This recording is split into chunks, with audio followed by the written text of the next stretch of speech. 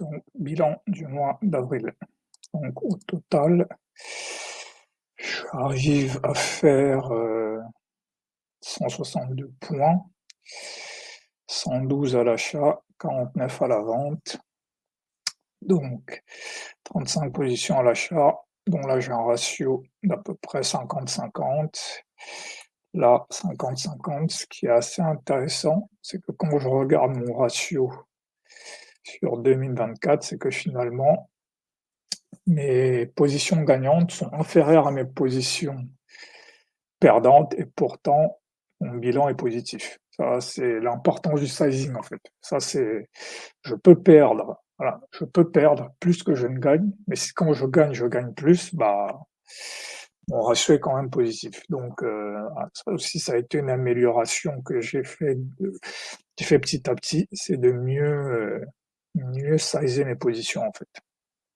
Donc aussi, un truc sur lequel je voulais quand même revenir, c'est de voir, voilà, la progression. Je peux voir ici, c'est que si je pars ici de 2022, voilà, un gagnant, ensuite perdant, perdant, perdant, je sors un peu la tête de l'eau, ensuite perdant, et en plus quand je perds, ça efface tout ce que j'ai pu gagner. Par exemple ici, 2 petits mois, 2 mois où je fais à peu près 500 points et là je passe à -800. Et le troisième mois, je reviens, mais ça équilibre à peine ce que j'ai perdu ici. Donc voilà, donc ça, c'était l'état de mon trading depuis, depuis tout temps, en fait, voilà. Je perdais, je gagnais un mois et puis je partais dans de grosses pertes, en fait.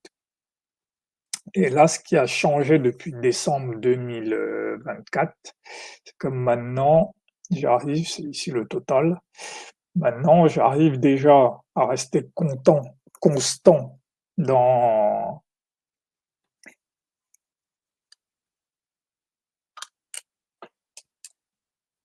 j'arrive à rester constant dans les positions, positives, voilà, et même là, quand je plonge, par exemple, au mois de mars, j'ai plongé, quand je creuse un trou, j'arrive à m'en sortir mieux qu'avant, en fait, et donc ça, c'est dû principalement au fait que depuis le mois de décembre, je tous les week-ends, je fais un bilan de mes positions.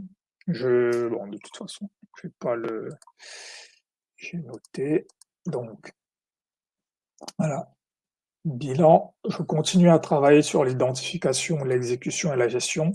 Ce qui est intéressant, c'est qu'en mars, j'ai creusé un trou et j'ai réussi à me reprendre dès avril, donc c'est un signal positif pour mon système. Quand je fais le bilan à long terme, ce qui est en train de changer, c'est que je bascule d'une logique de programmeur où j'attends un résultat à 100%. Si le signal ne marche pas, c'est qu'il y a un problème. À une logique de trader, j'ai des validations et des invalidations qui, si j'exécute, me donnent un résultat positif, mais je garde en tête que les validations et invalidations restent des probabilités et peuvent échouer. Donc en fait, ça veut juste dire que j'exécute en acceptant que parfois ça va marcher, parfois ça va pas marcher et il faut quand même continuer à exécuter. J'ai aussi plus de conviction dans mon système quand je vois un signal, même si je peux hésiter. Pendant un moment, je vais quand même déclencher à un moment. En fait, ce qui se passait avant, c'est que j'étais vraiment dans l'évaluation. Je regardais le signal et je me contentais de me dire: «Ah, j'aurais eu raison ou j'aurais eu tort». Là, maintenant, vraiment, il y a des signaux, c'est aussi juste une question d'expérience, en fait. Il y a aussi des signaux où maintenant, voilà, dès que je les vois, je me dis: «Non, là, je peux pas ne pas exécuter», en fait.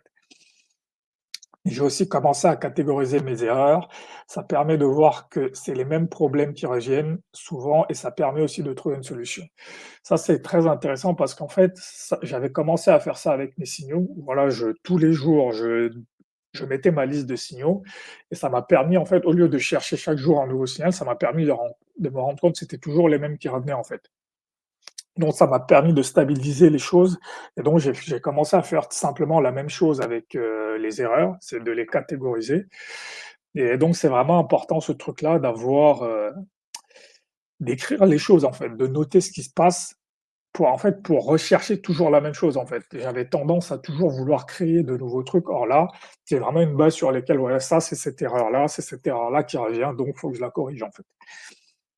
je suis aussi plus précis dans mes signaux, c'est-à-dire que je définis ce que j'appelle des signal bars, des structures sur lesquelles je dois exécuter. Ce n'est plus simplement une idée, mais une structure précise que je m'attends à voir. En fait, ça, c'est un truc très important. C'est par exemple sur ce genre de choses, voilà. Le prix arrivé ici, par exemple, sur AJP, je me disais: «Ça, c'est un rebond AJP».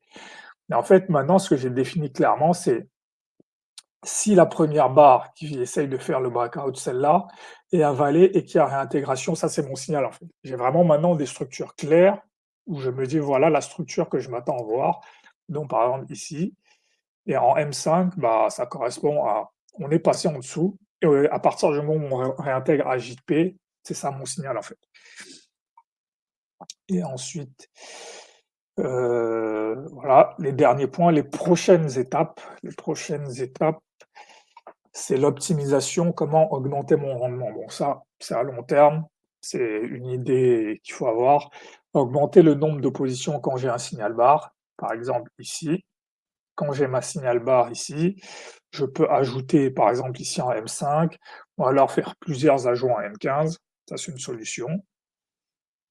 Augmenter la taille des positions, ça aussi c'est une solution. Donc par exemple ici, au lieu de rentrer avec, ma taille normale, je vais doubler, tripler ou passer à 1 ou 10 de mon capital. Conserver certaines positions plus longtemps, donc ça par exemple c'est ici. Si par exemple je suis rentré ici sur cette signal bar ou ici, bah, je vais essayer de conserver en me disant que là il va peut-être y avoir un breakout. Après là en fait il faut avoir un contexte. Par exemple ça je l'ai fait ici, j'ai vendu ici et j'ai conservé ma position jusqu'au lendemain et je l'ai clôturé ici. Ou ici pareil, je suis rentré ici et j'ai conservé ma position et j'ai dû la clôturer par là. Et maintenant le dernier point, réduire la taille des stop loss en les mettant sous des bougies M5 ou en mi-bougie. Donc ça, en fait, ça peut s'illustrer ici. Par exemple, pareil, une fois que j'ai ma signal bar ici, bah, je vais rentrer ici sur les M5. En fait, ça me permet de réduire mon stop loss, donc ici, ici, ici, ici. Ou alors, je vais rentrer à partir d'ici, je vais rentrer peut-être mi-bougie, mi-bougie. Une fois de plus, tout ça, c'est pas des martingales, en fait. Chaque modification a un impact. Par exemple, si j'augmente le nombre de mes positions, bah, j'augmente mon risque. Ça veut dire que, bah, je vais me prendre des SL plus élevés. Si j'augmente la taille de mes positions, pareil, les SL vont être plus élevés aussi quand ça va sauter. Conserver certaines positions sur 1 ou 2 jours, ça, c'est peut-être que je vais prendre moins de gains parfois parce que, bah, je vais peut-être avoir un réversal dans la nuit. Réduire la taille du stop loss en les mettant sous les bougies. Donc ça, par exemple, je vais gagner plus, mais mes positions vont sauter plus souvent. Donc chaque solution a son inconvénient. Donc voilà, ensuite, en termes de journée, voilà, si je commence ici, voilà, ça par exemple, c'est des journées où j'aurais peut-être dû accumuler plus de positions. Ici, j'aurais dû conserver. Ici, pareil, une bonne baisse où j'aurais dû accumuler plus à la baisse. Ici, j'aurais peut-être dû accumuler plus à l'achat. Bon là, c'est mon bilan. Pour se poser pour le relire. Ici, peu de positions, ici, peu de positions, ici, voilà. Aussi un truc important, voilà, c'est de voir qu'il n'y a pas beaucoup de journées simples, en fait. Par exemple, ici, la journée simple, c'est peut-être celle-ci et celle-là et celle-là. Il y en a en général maximum 2 ou 3.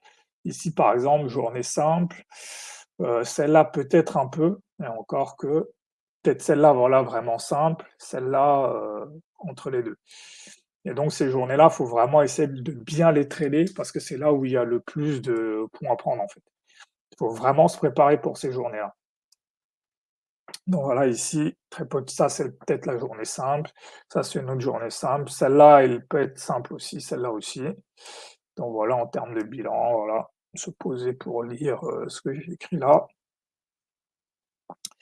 Donc pareil ici, la journée simple est ici. Celle-là, elle est pas simple parce qu'en fait, ça part, mais finalement, ça s'arrête. Là, peut-être pas. Celle-là, c'est peut-être la seconde journée simple. Donc voilà. Donc pareil ici, je vois ici une journée simple où j'aurais pu vendre plus. Ici, ça c'est pas simple. Ça c'est, C'est simple si je sais ce que je fais, en fait. Si je comprends que là, c'est une phase d'accumulation à rebond, c'est simple. Ici, c'est entre les 2. Parce qu'il y a un moment donné où j'aurais pu rentrer, voilà. Si j'étais rentré très tôt et que j'avais bien conservé mes SL et les simples, mais si je rentre un peu tard, c'est pas bon. Donc voilà, voilà pour le bilan, du mois d'avril. Donc ça commence à prendre forme, mais voilà, il faut continuer à les hésitations, les surconfirmations, il faut les améliorer et après, bah, petit à petit, il faut augmenter la taille de mes positions pour, augmenter mon rendement. C'est vraiment ça le travail que je vais poursuivre